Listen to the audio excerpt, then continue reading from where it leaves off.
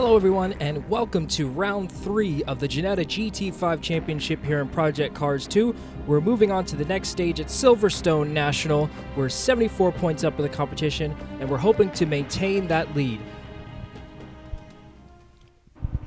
Going into the practice round, getting used to the conditions causes me to be a little slow and cautious in the practice laps.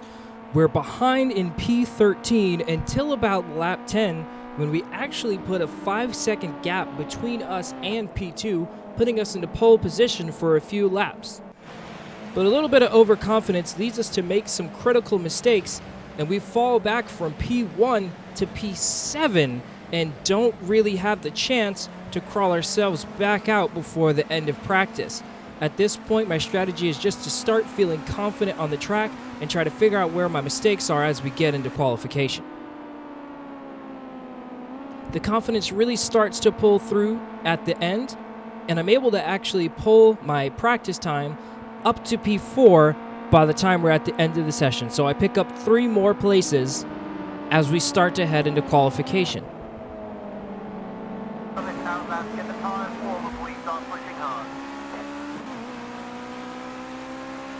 I try to listen to the engineer and take things easy on this first warm-up lap here, get some heat into the tires, and get ready to hopefully set a good time for the first actual lap of qualification and set a nice strong pace. We're coming into the final corner here before we cross the checkered flag line here, and our time is initially 3rd place. And this 3rd place position, we spend an uncomfortable amount of time here. The majority, in fact, of qualification, we're in 3rd place. As you can see, we jump here to 9 minutes into the 15-minute qualification session. I went back to the pit box and just tried to get my headset and tried to minimize mistakes and really push and pick up some pace here to try to get P1 in qualification. A little bumping action here as I fight through some traffic. Not my cleanest presentation here, but it gets the job done. We pass through our fellow Ginetta there on the left, and we're coming in to see what our times are as we cross the line here. And we're in P1 with a 1-second gap between our best lap. That puts us at a 1:10.42 and puts us solidly ahead of our nearest competitor there, Throttle, who's coming into the pit box shortly after I set that time. 4 minutes left in the session, and I'm feeling pretty confident in how that time goes. So I relax, get my fingers nice and rested up, and get ready for the actual race, which itself is going to be another 15 minutes of racing in these conditions, and I feel really confident and ready going into that. I decide what my strategy is going to be as far as fuel load is concerned. I try to do the maths and see if it's 13 or 15 laps. I play it safe, go for 9 liters, and cover it for 15 laps here since we're about 1 minute 10 for each lap. Probably could have gone for the 13, but I'd just rather play it safe because I don't want to have to do this 15-minute race over again because I ran out of fuel. Pretty confident in this turn here. It's something that I really worked on getting better at in the rain, figuring out my traction.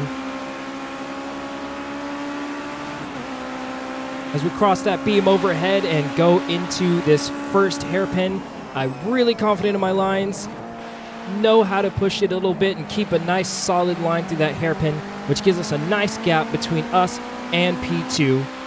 The track is really starting to get wet here, even at the end of just the first 10 laps.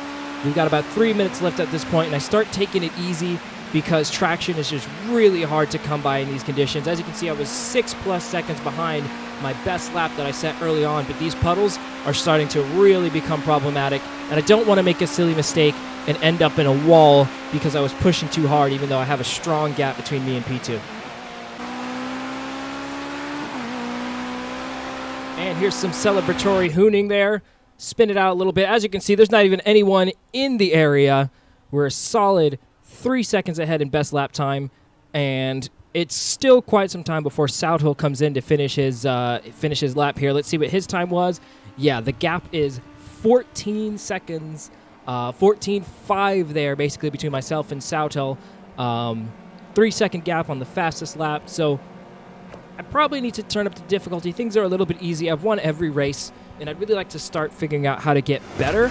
So going into the next races, I'm going to start edging up that difficulty, so that way I'm a little, I have to fight for a podium, that it's something that I really have to push my skills to do.